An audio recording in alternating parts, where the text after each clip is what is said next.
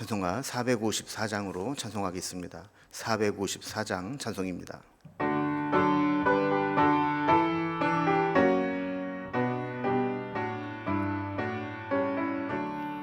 주와 같이 되기를 내가 항상 원하니 온유하고 겸손한 주의 마음 주소서. 세상에서 우리가 나그네로 있을 때 주의 형상 닮아서 살아가게 하소서. 비록 작은 새라도 돌보시는 나의 주 나와 함께 계시어 나를 지켜주소서. 마음이 깨끗하기를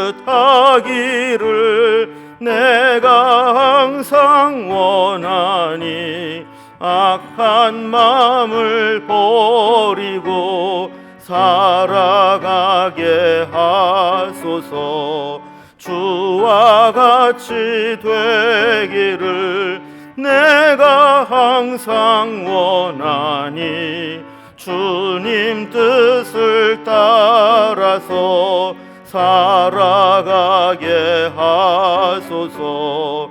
주 은혜로 거듭나 말씀 위에 굳게 서 영원 무궁하도록 주와 함께 살리라.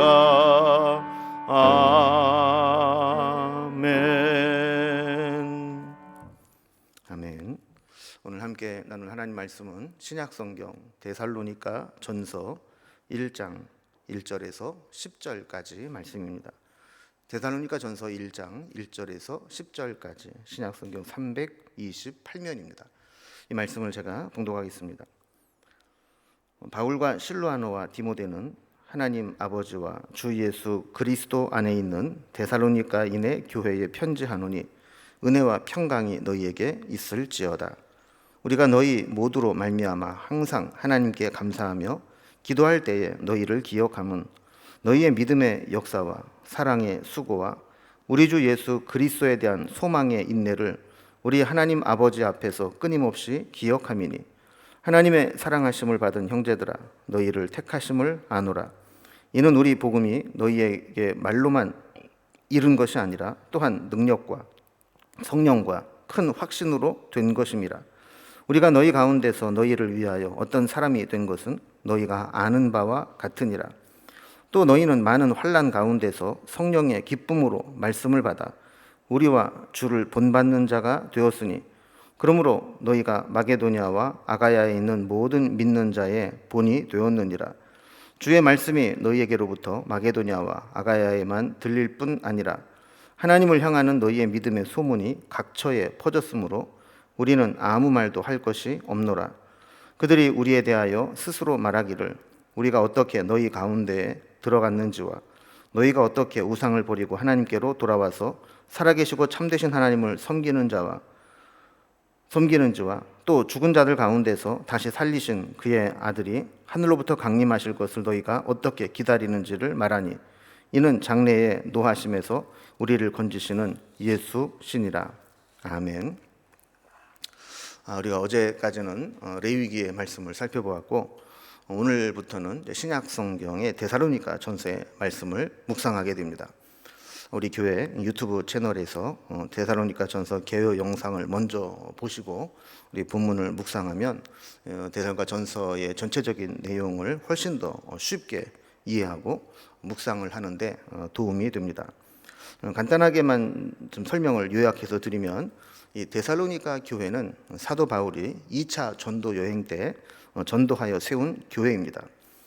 성령님께서 유럽으로 향하게 하셔서 바울이 마게도니아 지역으로 건너오게 되죠.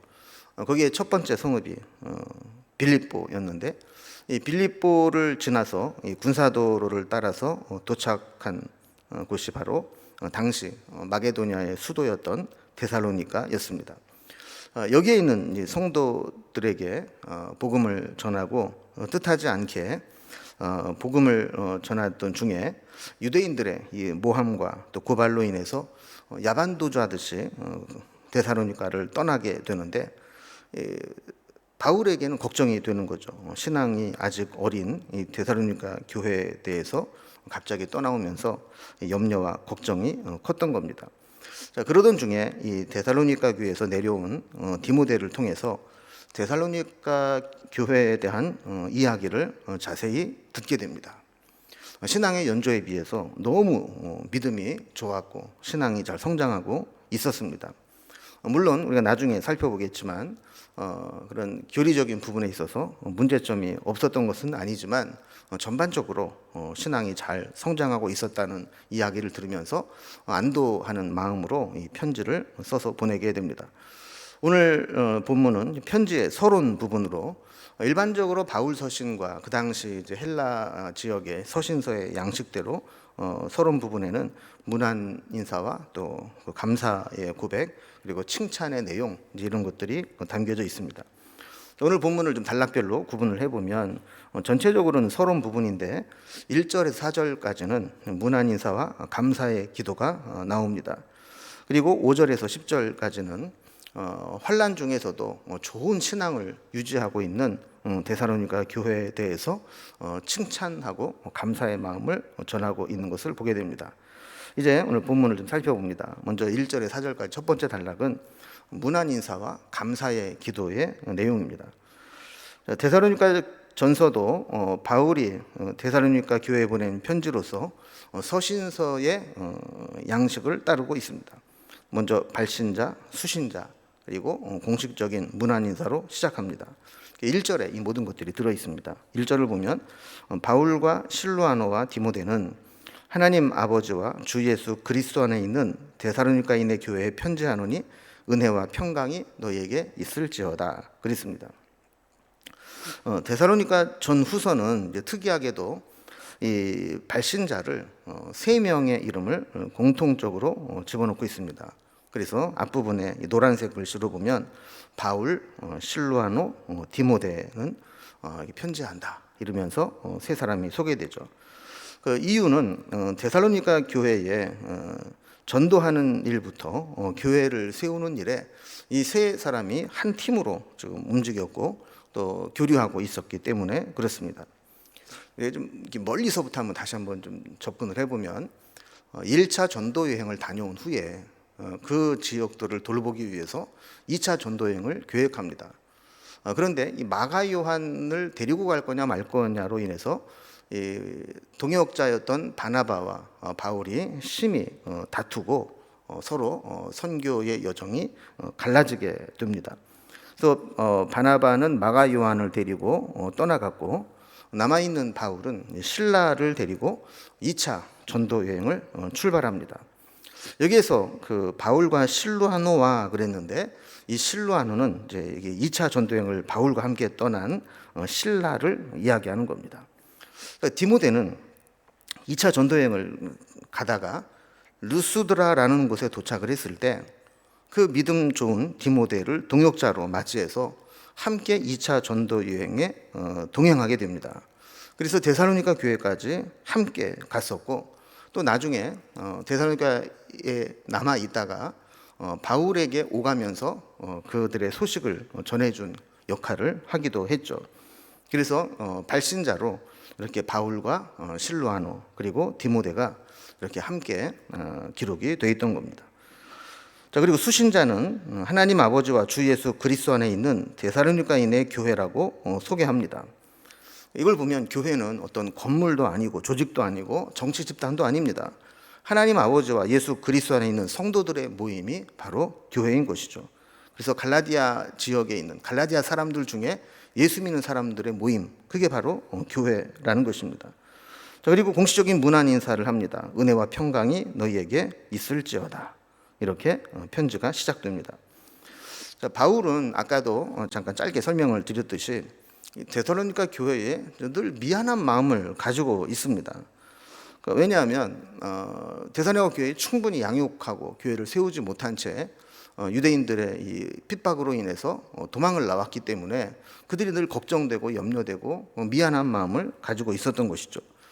그런데 디모데가 전해준 소식을 들어보면 이 데살로니가 교회가 너무 귀하게 감사할 정도로 잘 성장하고 있었다라는 겁니다. 그래서 2절을 보면 우리가 너희 모두로 말미암아 항상 하나님께 감사하며 기도할 때 너희를 기억함은 그랬습니다. 여기도 우리라는 말을 함께 사용하죠. 바울과 실라, 디모데 함께 팀 사역을 했던 이 공동체가 너희 모두로 말미암아 항상 하나님께 감사한다. 그 데살로니가 교회에 대한 소식을 들으면서 하나님 앞에 감사할 수밖에 없었고 기도할 때마다 너희를 기억하고 있다. 이렇게 이야기를 하는 거죠. 자, 왜 그런지 3절에 보면 구체적으로 그 내용을 설명합니다. 너희의 믿음의 역사와 사랑의 수고와 우리 주 예수 그리스도에 대한 소망의 인내를 우리 하나님 아버지 앞에서 끊임없이 기억함이니 그랬습니다. 데살로니가 교회는 바울로부터 짧은 시간밖에는 양육을 받지 못했습니다. 그러나 놀라울 정도로 믿음의 역사와 사랑의 수고와 소망의 인내가 열매로 드러나고 있었다라는 겁니다. 자, 이러한 모습만 보더라도 4절 말씀처럼 하나님이 그들을 택하신 것이 확실하다고 이야기를 하는 것이죠. 자, 이제 크게 두 번째 단락으로 넘어가 봅니다. 이게 기본적인 서론적인 부분을 했다면 이제 이 환난 중에도 좋은 신앙을 유지하고 있었던 데살로니가 교회에 칭찬하는 모습이 나옵니다. 지금도 사도 바울이 편지를 쓰고 있는 그 당시에도 데살로니가 교회 교인들을 생각하니까 감개가 무량한 겁니다. 그래서 5절 말씀 보면 이는 우리 복음이 너희에게 말로만 이른 것이 아니라 또한 능력과 성령과 큰 확신으로 된 것입니다.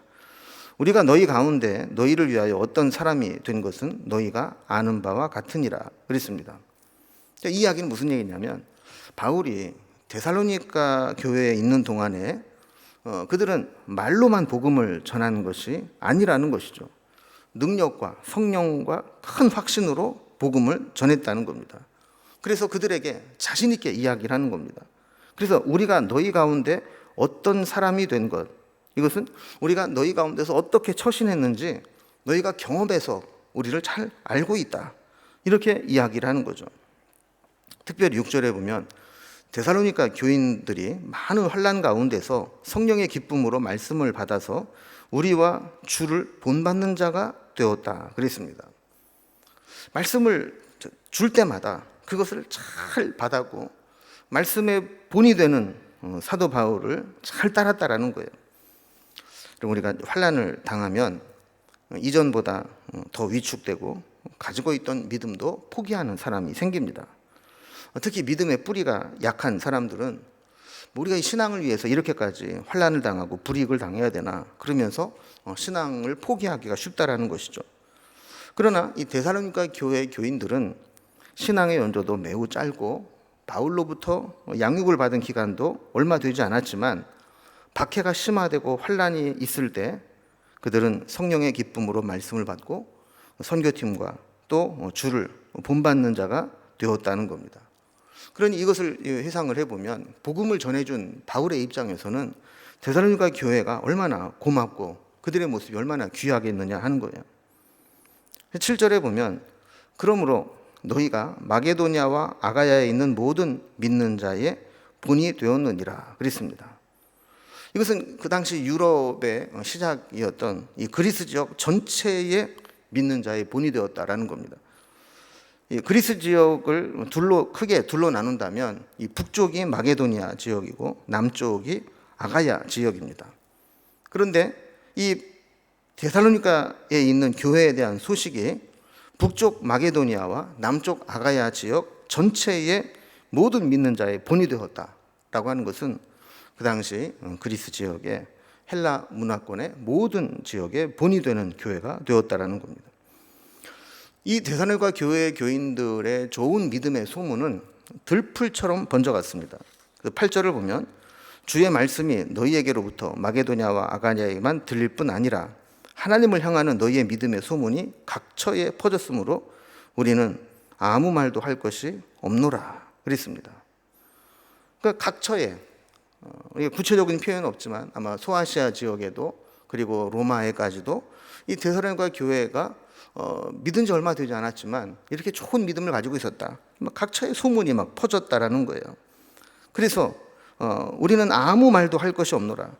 그러니까 뭐 거기 말해 뭐 하겠느냐 하는 거예요. 그 정도로 이 데살로니가 교회 믿음이 좋았고 좋은 소문이 났고 최고의 찬사로 칭찬을 하는 겁니다. 자, 이어서 마게도니아와 아가야를 비롯해 각처에 퍼진 소문들을 요약해 줍니다. 세 가지를 이야기하는데 첫 번째는 9절입니다. 그들이 우리에 대하여 스스로 말하기를 우리가 어떻게 너희 가운데 들어갔는지와 그랬습니다. 자, 이 이야기는 바울 일행이 어떻게 데살로니가 교회를 방문해서 그곳에 교회를 세우게 됐는지 그 경위에 대한 소문이 났다라는 거예요. 우리가 잘 알다시피 처음에 사도 바울이 유럽 지역으로 건너올 생각이 없었습니다. 1차 전도 여행에 다녔던 주로 지금의 갈라디아 지역인데 그 지역을 한번 되돌아보려고 그들이 신앙생활 잘하고 있는지 격려하기 위해서 아시아 지역을 위주로 2차 전도 여행을 계획했습니다.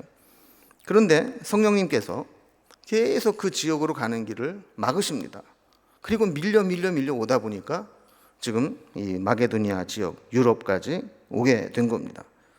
그래서 이 모든 경로들을 보면 하나님께서 그들에게 복음을 전하기 위해서 이렇게 계획한 것이고 그 하나님의 뜻에 따라서 이 바울의 일행이 이 데살로니가 교회까지 오게 되었다. 이 소식이 전해졌다라는 거예요.